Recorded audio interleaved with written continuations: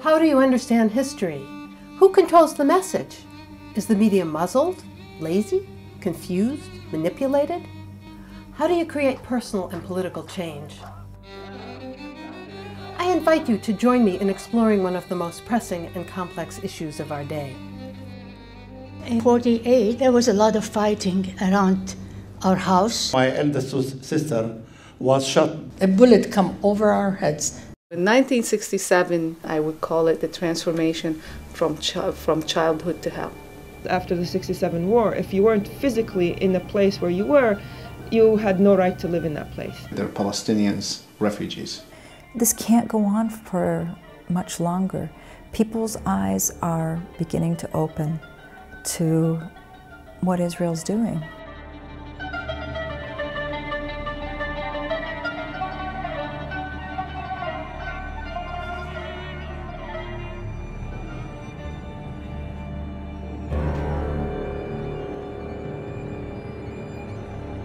My name is Alice Rothchild, and I was born in 1948 in Boston.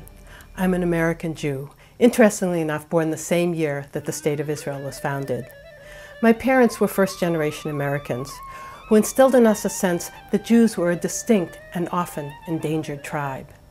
This Jewishness soon became grounded in our love for Israel. But as I grew up, I realized I had never actually met an Arab before, and I only knew one side of this complex historical narrative. Starting in the 1990s, I began an active search for the voices that I had never heard, meeting and listening to dissenting Israelis, Palestinians, other Arabs in the United States.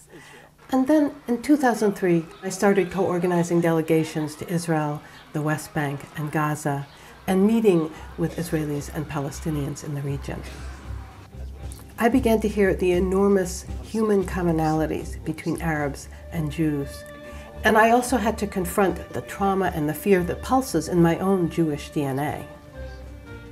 Based on these experiences, I wrote a book, and then I began collecting stories of Palestinians who had come to the United States.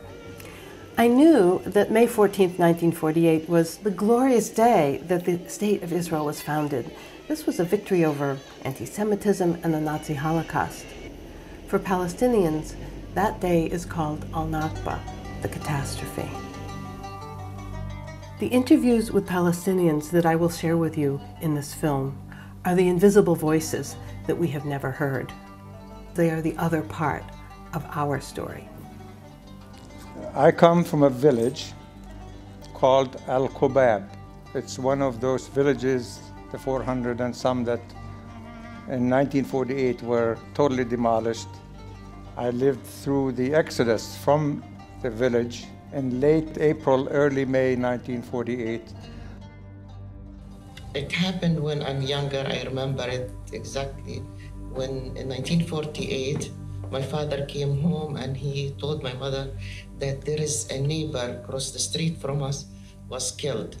And he said, by the evening, by 6 o'clock, we have to go. So he get the whole family in the taxi. I remember running. I said, just can I take my doll? I love to take this little doll with me. And he said, just run and get it. And my mom, she has a baby, 15 days old.